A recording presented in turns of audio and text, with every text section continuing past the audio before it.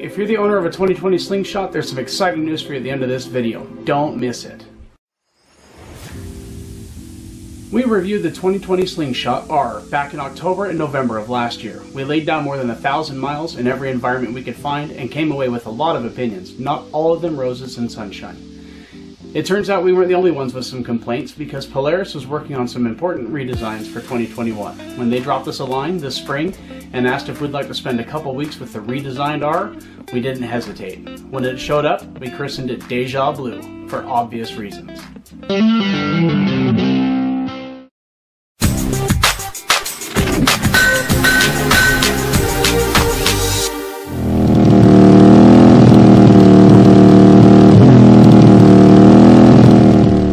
In trying to decide what to do with our Slingshot while we had it, we gravitated towards a quintessential American road trip. Polaris is an American company after all, and they assembled the Slingshot in the USA from foreign and domestic parts. We decided we would take our new, cutting-edge vehicle to tour some sites belonging to an older generation of American transportation, the railroad.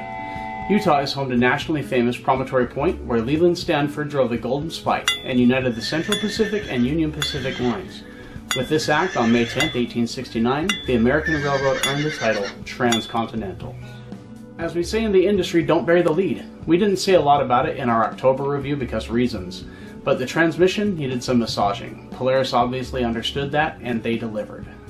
Mechanically, the transmission is unchanged, but in terms of software, they've done a lot. This is especially evident in the twisties. The new programming works to hold gears in corners, where the previous iteration would hunt and seek mid-corner. Shifts are snappier, even under hard acceleration, and the transmission doesn't fight while coming to a stop anymore. Polaris also added a hill holding feature, a welcome addition. As good as all that is, the icing on the cake is the paddle shifters. This option was conspicuously absent on the previous model, but Polaris gave us what we wanted. Select the S mode and the transmission will wait for your shifts at the paddles, and it holds gears all the way to redline. You can use the paddle shifters in normal drive mode too, and it will revert back to auto after some time. Our first stop on our railroad tour was Union Station at the west end of Ogden's infamous 25th Street. Finished in 1924 in its current incarnation, the station is perhaps Ogden's most beloved landmark. It's a beautiful example of Spanish colonial revival architecture, and these days serves as a museum. In addition to the train and railroad related exhibits, there's an exhibit of early 1900s coachwork and the John M. Browning Firearms Museum on the second floor. The building and surrounding grounds are rumored to be haunted too, and the museum hosts several overnight ghost tours every year. Rockford Fosgate redesigned and optimized the entire audio system from the previous year. First, they raised the 2-inch tweeters from the footwells onto the dash. This adds some appreciated high-range clarity to your tunes. More importantly though, they fixed the footwell speaker box. The previous Slingshot had bulky, overlarge speaker enclosures in the footwells. On the driver's side, it made it extremely difficult to know where to place your left foot. The new, slimmer enclosure doesn't intrude into your leg space at all, so comfort is much improved. They also offer 2 optional speakers that install behind the seats. All the wiring is already there, driven by a more powerful amp. You just plug in the additional speakers, and just like that, you double the audio output.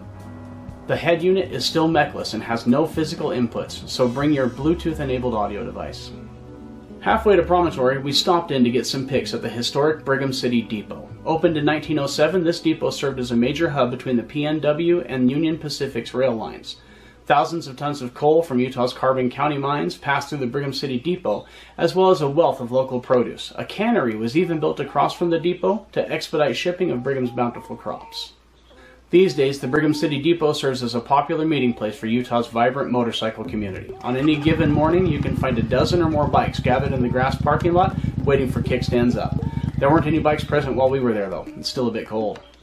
As though getting to spend 2 weeks with the new Slingshot wasn't exciting enough, we also got to spend half an hour interviewing Polaris's product manager for Slingshot, Garrett. Garrett had been with the Slingshot project since the beginning in 2014, and he had a wealth of knowledge to share. We talked about the evolution of the Slingshot and went over some technical details about the powertrain, brakes, and the telemetry suite. It's all off in the weeds, so for brevity we won't go over it here. If you're interested in all that, find the link to the full article in the video description. On a quick personal note, I just want to say thank you to all our viewers. The TMW YouTube channel has enjoyed tremendous growth. Our views are up 300% and we've added 1,000 subscribers all in the last year.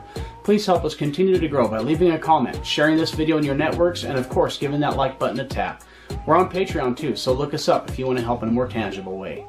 And don't forget to subscribe. We've got a lot of exciting things coming up in 2021. We've got some innovative products on their way that we're excited to show you. Our Canadian team is cooking up something wonderful for you vintage bike fans, and we'll be doing some more riding tips and how-to stuff. We're also going to take an in-depth look at the KTM Duke 200 this summer, and last but not least, Carrie and I are scheduled to ride the all-new Harley-Davidson Pan America in September. Don't miss a minute of this summer. Hit that subscribe button, click the bell so you'll get notified when new videos go live.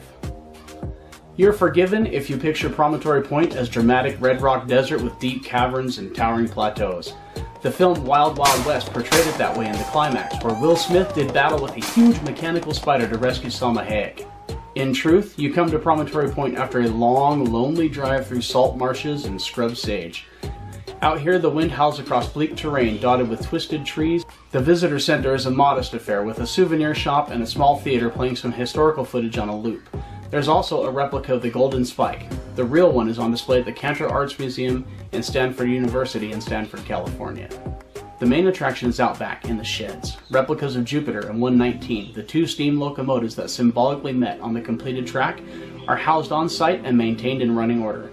O'Connor Engineering Laboratories of Costa Mesa, California completed the replicas back in 1979. Every dimension of these faithful reproductions are within a quarter inch of the originals, and they are modern works of art in their own right. The original locomotives each came to their own dramatic ends, and their stories are worth looking up. Daily, from April 1st through about mid-October, the locomotives reenact their historic meeting at Promontory Summit. The museum performs maintenance on them the rest of the year, so we didn't get to see them while we were there. We really enjoyed our 2020 Slingshot R, and this latest round of updates make the Slingshot even better. Addressing the issues with the transmission was the first priority by our reckoning, and Polaris really nailed it. The improvements to the passenger cabin and entertainment suite are thoughtful touches, and show Polaris is listening to their customers. We're especially happy they did all this immediately with the very next model year, following the 2020 ground-up redesign. They're thinking on their feet, these guys and gals. Speaking of which, if you bought a 2020 Slingshot, you may be feeling a bit left out in the rain with all these updates to the new model.